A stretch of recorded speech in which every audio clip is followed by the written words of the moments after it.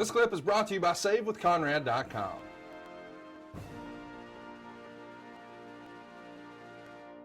Very interesting. Let's move on now to Nick. And Nick says there were a few photographs doing the rounds of Kurt in a wheelchair, posing with fans after a few UK events for TNA around 2017, 2018. How banged up was Kurt, and did anyone from TNA potentially want him to stop wrestling due to his physical condition? Well, TNA always gave me the opportunity to take a break whenever I wanted to. I pretty much had power to do or wrestle when I wanted to and not wrestle when I wanted to. And, you know, at that point in time, I believe that was 2016. It wasn't 2017 because I was in WWE in 2017. Right. I think he meant 2016. I had some horrible injuries, and when I was in the UK, I had a blown out hamstring. My knee was messed up. I had to have surgery on that, and I had a groin problem, and I had to be wheeled around in a wheelchair. It was very humbling, you know, knowing that I couldn't really walk or go anywhere. Although I did wrestle, I don't know how. I taped up the hamstring, wrapped it really tightly, and did my thing. And afterward, I was sore as heck. And you know, I was very humbled by sitting in that wheelchair. I never want to do that again. I'm sure Mrs. Angle was thrilled with the idea that you were in a wheelchair and then going and wrestling every night. Yeah, she was pretty pissed off. Listen, I've gotten a chance to know Mrs. Angle a little bit, and she is not the type of person that you want to be on the wrong side of. That is. You're exactly right, my friend. But I love her to death. She's the best. Giovanna, shout out to you.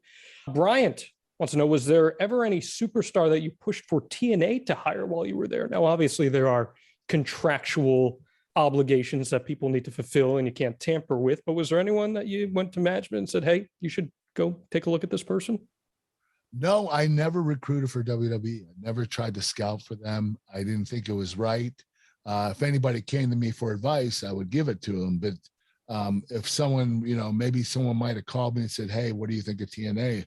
I would tell them that I loved it. You know, I enjoyed being in the company, but I never really recruited anybody or tried to steal someone from another company. So with that said, who is someone from that era of WWE who you feel would have been a great fit for TNA?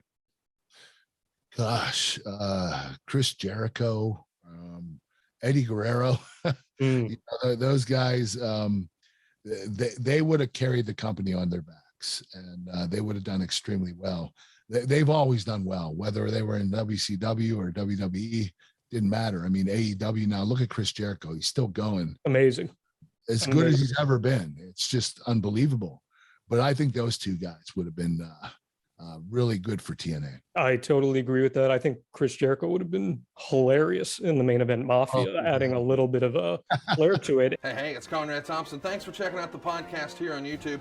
Be sure to hit the subscribe button and the notifications bell so you get a notice anytime we upload some new content. And go save yourself some money right now. If you're in a 30-year loan or you have credit card debt, it's not a matter of if I can save you money. It's a matter of how much. Find out right now for free at SaveWithConrad.com.